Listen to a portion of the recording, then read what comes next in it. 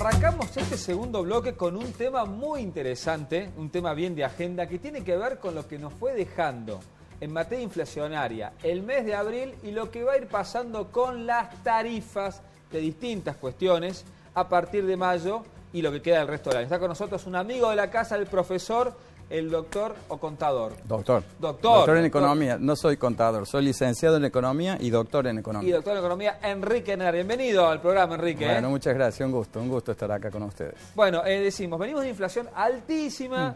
Bueno, ya hay mucha preocupación acerca de lo que va a pasar. Seguro. Ni hablar lo que puede ver con la movida política y también que altera todo. Pero digo, para ir sabiendo lo que se nos viene en tarifa, ya escuché internet, televisión paga. ¿Cómo viene el cuadro tarifario? ¿Vamos a tener que seguir sintiéndolo en el bolsillo, Enrique? Sí, particularmente porque se nos van a empezar a disminuir los subsidios, que esa es la primera etapa, pero después necesariamente van a tener que venir los reajustes. Y de hecho hay reajustes que ya se están haciendo en las distintas empresas.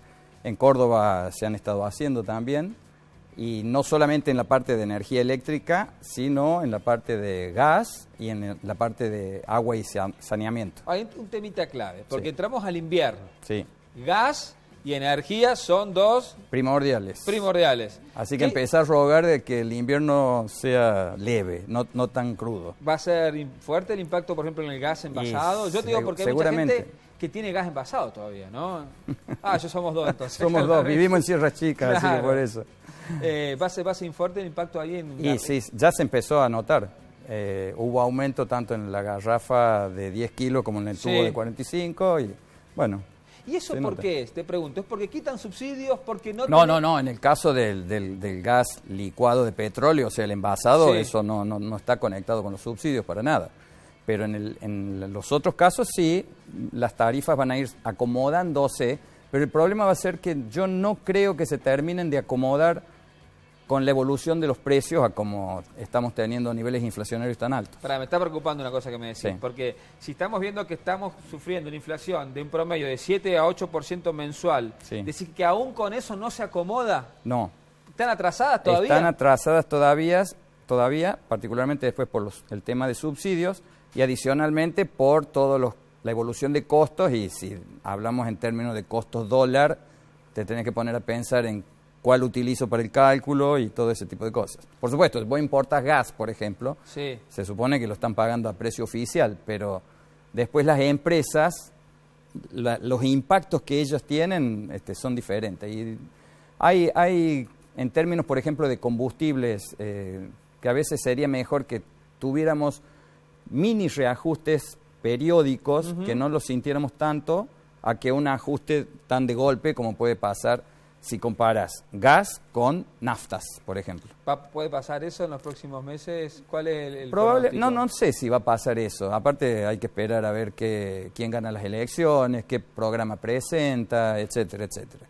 Pero por ahí yo creo que es siempre mejor un pequeño reajuste donde uno no lo sienta tan gradual, al reajuste en tarifas, que se vayan ajustando a los costos, pero no esto de que a la larga termina siendo como cuando uno quiere hacer un régimen alimentario y no es lo mismo bajar 2 o 3 kilos que bajar 30, 40 kilos. Hay gente que dice, bueno, el fondo le exigió que quiten todos los subsidios. Es parte del acuerdo, porque en realidad lo que se busca desde el Fondo Monetario es que se reduzca el déficit fiscal. Y uno de los elementos que abulta el déficit fiscal son los subsidios que se terminan otorgando a todos nosotros en las tarifas que pagamos. Pero habrá gente que podrá pagarlo y hay gente que no, ¿no? Sí, por supuesto, pero por eso una buena medida fue esto de segmentar, de decir ingresos altos, ingresos medios e ingresos bajos. Esos son los famosos niveles 1, 3 y 2, lo dije en ese orden como los mencioné. Pero bueno, habrá que ver en definitiva tampoco que eso genere otro tipo de distorsiones. Por ejemplo, hay un segmento en donde se establecen características y dicen, bueno, se trata de una persona que habita en un hogar, puede habitar con una familia o solo o con otros, y que no tenga más de, no sé, esta canasta básica y la supera. Y eso no sé si se reajusta tan permanentemente. Me hace acordar esta situación al caso del impuesto a las ganancias, que hasta lo digo en primera persona, cualquier profesor universitario tributa impuesto a las ganancias, ¿por qué? Porque no se reajustan bien los mínimos no imponibles. En esto pasaría más o menos lo mismo. Si hay un retraso, yo paso a ser una persona de altos ingresos y no voy a recibir ningún subsidio, cuando mis ingresos en términos reales no han crecido tanto. Te hago una pregunta ahora sí, bien de la macro. La inflación, que todo el mundo ya se anuncian nuevos programas, uno escucha que hay candidatos que hablan de dolarizar, otros candidatos que dicen que hablan de un nuevo acuerdo con el fondo, otros que dicen el acuerdo con el fondo es inflacionario.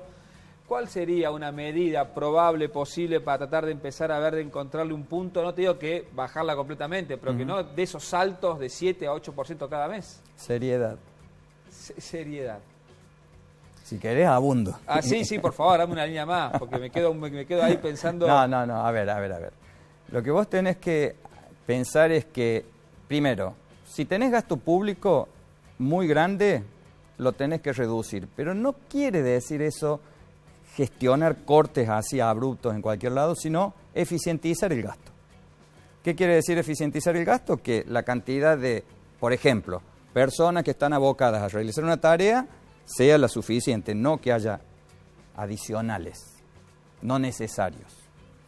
Y después, bueno, tratar de ser más serio en términos de la política, de decir lo que se va a hacer y cumplirlo, y no estar diciendo, bueno, a ver, yo voy a tener un déficit fiscal moderado y después empiezo a financiar cualquier cosa. La última que me queda, la dolarización, ¿es una salida o no?